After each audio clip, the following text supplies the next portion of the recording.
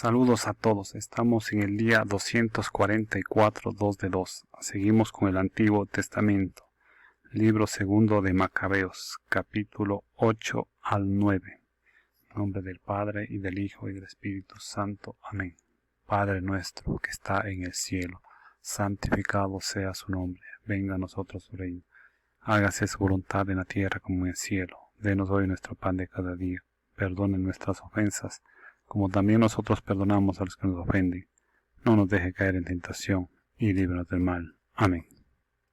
Capítulo 8, versículo 5. Macabeo, con su tropa organizada, fue ya invencible para los paganos, al haberse cambiado en misericordia la cólera del Señor. Llegando de improviso, incendiaba ciudades y pueblos después de ocupar las posiciones estratégicas. Causaba al enemigo grandes pérdidas. Prefería la noche como aliada para tales incursiones. La fama de su valor se extendía por todas partes. Campaña de Nicanor y Gorgias.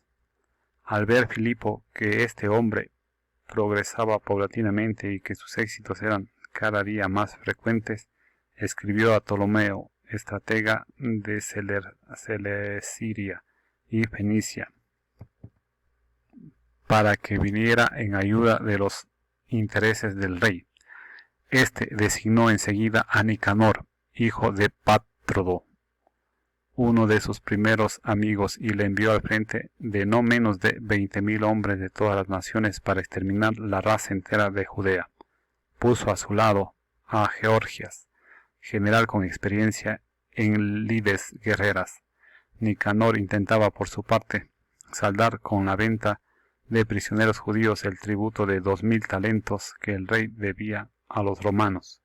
Pronto envió a las ciudades marítimas una invitación para que vinieran a comprar esclavos judíos, prometiendo entregar 90 esclavos por 1 talento, sin esperarse el castigo del Todopoderoso que estaba a punto de caer sobre él. Llegó a Judas la noticia de la expedición de Nicanor, cuando comunicó a los que lo acompañaban que el ejército se acercaba. Los cobardes y desconfiados de la justicia divina comenzaron a escaparse y alejarse del lugar. Los demás vendían todo lo que les quedaba y pedían al mismo tiempo al Señor que librara a los que el impío Nicanor tenía vendidos aún antes de haberse enfrentado, sino por ellos, sí por la alianza con sus padres y porque invocaban en su favor el venerable y majestuoso nombre. Después de reunir a los suyos en número de 6,000, el Macabeo los exhortaba a no dejarse amedrentar por los enemigos y a no temer a la muchedumbre de paganos que injustamente venían contra ellos, sino a combatir con valor, teniendo a la vista el ultraje que inicuamente habían inferido al lugar santo, los suplicios infligidos a la ciudad y la abominación de las instituciones ancestrales. Ellos les dijo, confían en sus armas y en su audacia, pero nosotros tenemos nuestra confianza puesta en Dios Todopoderoso, que puede abatir con un gesto a los que vienen contra nosotros y al mundo entero. Los enumeró los auxilios dispensados a sus antepasados, en especial frente al Sennacherib, cuando perecieron 185,000, y el recibido en Babilonia en la batalla contra los Gálatas, cuando entraron en acción todos los 8,000 judíos junto a los 4,000 macedonios, y cuando los macedonios se hallaban en apuros, los 8,000 derrotaron a 120,000 gracias al auxilio que les llegó del cielo, y se hicieron con un gran botín. Después de haberles enardecido con estas palabras y de haberlos dispuesto a morir por las leyes y por la patria, dividió al ejército en 4 partes. Puso a sus hermanos, Simón, José y Jonatán, al frente de cada cuerpo, dejando a las órdenes de cada uno 1,500 hombres. Además, mandando a Esdrías que leyera el libro sagrado. Luego dando como consigna auxilio de Dios. Él mismo, al frente del primer cuerpo, trabó combate con Nicanor. Al ponerse el poderoso de su parte en la lucha, dieron muerte a más de 9,000 enemigos. Hirieron y mutilaron a la mayor parte del ejército de Nicanor y a todos los demás los pusieron en fuga. Se apoderaron del dinero de los que habían venido a comprarlos. Después de haberlos perseguido bastante tiempo, se volvieron obligados por la hora, pues era víspera del sábado, y por esta causa no continuaron en su persecución. Una vez que hubieron amontonado las armas y recogido los despojos de los enemigos, comenzaron la celebración del sábado, desbordándose en bendiciones y alabanzas al Señor, que en aquel día les había salvado, estableciendo el comienzo de su misericordia. Al acabar el sábado, dieron una parte del botín a los que habían sufrido la persecución, así como a las viudas y huérfanos. Ellos y sus hijos se repartieron el resto. Hecho esto, en rogativa pública, rogaron al Señor misericordioso que se reconciliara del todo con sus siervos. Victoria sobre Timoteo y Báquides. En su combate con las tropas de Timoteo y Báquides, mataron a estos más de 20,000 hombres. Se adueñaron por completo de altas fortalezas y dividieron el inmenso botín en partes iguales, una parte para ellos y otra para los que habían sufrido la persecución, los huérfanos y las viudas, así como para los ancianos. Con todo cuidado reunieron las armas capturadas en lugares convenientes y llevaron a Jerusalén el resto de los despojos. Mataron al jefe de la escolta de Timoteo, hombre muy impío que había causado mucho pesar a los judíos. Mientras celebraban la victoria en su patria, quemaron a los que habían incendiado los portones sagrados, así como al Calístenes, que estaban refugiados en una misma casita y que recibieron así la merecida paga de su impiedad. Huida y confesión de Nicanor. Nicanor, 3 veces criminal, que había traído a los 1,000 comerciantes para la venta de los judíos con el auxilio del Señor, quedó humillado por los mismos que él despreciaba como los más viles, despojándose de sus galas como un fugitivo a campo otra vez.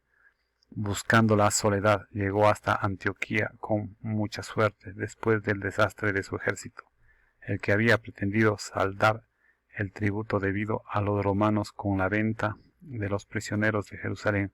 Proclamaba que los judíos tenían a alguien que los defendía y que los judíos eran invulnerables por el hecho de que seguían las leyes prescritas por aquel. Fin de Antioquio Epífanes, capítulo 9. Por este tiempo, Antioquio hubo de retirarse desordenadamente de las regiones de Persia. En efecto, habiendo entrado en la ciudad llamada Persépolis, pretendió saquear el santuario y oprimir la ciudad. Ante ello la muchedumbre, sublevándose, acudió a las armas y los puso en fuga. Antioquio, ahuyentado por los naturales del país, hubo de emprender una vergonzosa retirada. Cuando estaba en Ecbátana, le llegó la noticia de lo ocurrido a Nicanor y a las tropas de Timoteo.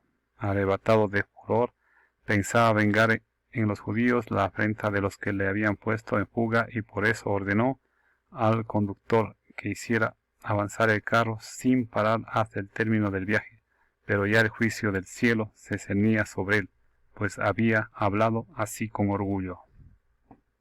En cuanto llegue a Jerusalén, haré de la ciudad una fosa común de judíos, pero el Señor Dios de Israel, que todo lo ve, lo hirió con una llaga incurable e invisible. Apenas pronunciaba esta frase, se apoderó de sus entrañas un dolor irremediable con agudos retorcijones internos, cosa totalmente justa para quien había hecho sufrir las entrañas de otros con numerosas y desconocidas torturas. Pero él de ningún modo cesaba en su arrogancia, estaba lleno todavía de orgullo. Respiraba el fuego de su furor contra los judíos y mandaba acelerar la marcha, pero vino a caer de su carro, que corría velozmente, y con la violenta caída todos los miembros de su cuerpo se le desconyuntaron. El que poco antes pensaba dominar con su altivez de superhombre las olas del mar, y se imaginaba pesar en una balanza las cimas de las montañas, caído por tierra, era luego transportado en una litera, mostrando a todos de forma manifiesta el poder de Dios, hasta el punto que de los ojos del impío polulaban gusanos, caían a pedazos sus carnes, aun estando con vida entre dolores y sufrimientos, y su infecto hedor apestaba todo el ejército.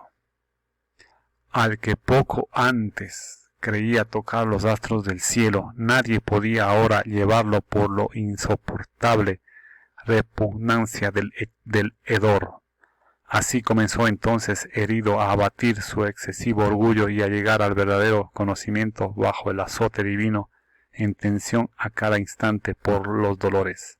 Como ni él mismo podía soportar su propio hedor, decía: justo es estar sumiso a Dios, y que un mortal no pretenda igualarse a la divinidad. Pero aquel malvado rogaba al soberano, de quien ya no alcanzaría misericordia, prometiendo que declararía libre la ciudad santa, a la que se había dirigido antes a toda prisa para arrasarla y transformarla en fosa común, que equipararía con las atenienses a todos aquellos judíos que había considerado dignos no de una sepultura, sino de ser arrojados con sus niños como pasto a las fieras, que adornaría con los más bellos presentes al templo santo que antes había saqueado, que devolvería multiplicados todos los objetos sagrados, que suministraría a sus propias expensas los fondos que se gastaban en los sacrificios, y además que se haría judío y recorrería todos los lugares habitados para proclamar el poder de Dios. Carta de Antioquio a los judíos. Como sus dolores de ninguna forma se calmaba, pues había caído sobre él el justo juicio de Dios, desesperado de su estado, escribió a los judíos la carta copiada a continuación en forma de súplica con el siguiente contenido: a los honrados ciudadanos judíos, con los mejores deseos de dicha salud y prosperidad, saluda el rey y estratega Antioquio. Si se encuentran bien ustedes y sus hijos y sus asuntos van conforme a sus deseos, damos por ello rendidas gracias. En cuanto a mí, me encuentro postrado sin fuerza en mi lecho con un amistoso recuerdo de ustedes. A mi vuelta de las regiones de Persia, contraje una molesta enfermedad y he considerado necesario preocuparme de la seguridad común de ustedes. No desespero de mi situación, antes bien tengo grandes esperanzas de salir de esta enfermedad, pero considerando que también mi padre, con ocasión de salir a campaña hacia las regiones altas, designó su futuro sucesor, para que si ocurriera algo sorprendente o si llegara alguna noticia desagradable, los habitantes de las provincias no se perturbaran por saber ya a quién quedaba confiado el gobierno, dándome cuenta además de que los soberanos de alrededor, vecinos al reino, acechan las oportunidades y aguardan lo que puede suceder. He nombrado rey a mi hijo Antioquio, a quien muchas veces al recorrer las satrapías altas los he confiado y recomendado a gran parte de ustedes. A él le he escrito lo que sigue. Por tanto, les exhorto y ruego que, acordándose ustedes de los beneficios recibidos en común y en particular, guarden cada uno también con mi hijo la benevolencia que tienen hacia mí. Hasta aquí parte del capítulo 9. Continuaremos en el siguiente video. Gracias. Como es común ya recordarles que aquellas personas que estén dispuestos a leer la Biblia, la recomendación es que lo lean diario, 7 páginas diarias, de lunes a viernes, todas las semanas, y en un lapso de año habrán terminado de leer la Biblia. Bueno, será hasta el próximo video y gracias por su atención.